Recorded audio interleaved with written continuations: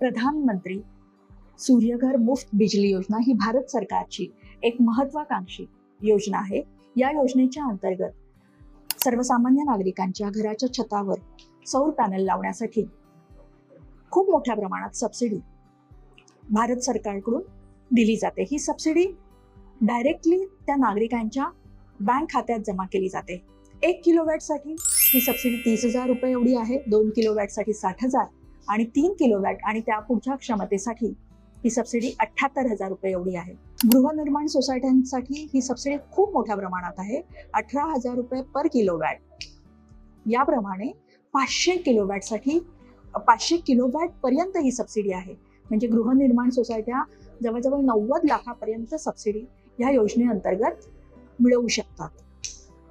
आता उदाहरणाने जर आपल्याला पाहायचं असेल तर एखाद्या कुटुंबाचं विजेचं बिल साधारणतः 1,500 ते 2,000 असेल तर साधारणतः 300 युनिट पर्यंत त्यांचं विजेचं कन्झम्पशन असू शकतं।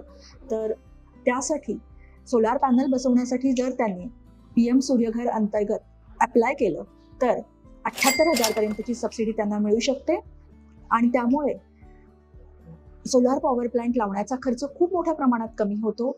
दर महिन्याला जवळजवळ 300 युनिट पर्यंत स्वच्छ अशी ऊर्जा त्यांना मोफत मिळू शकते।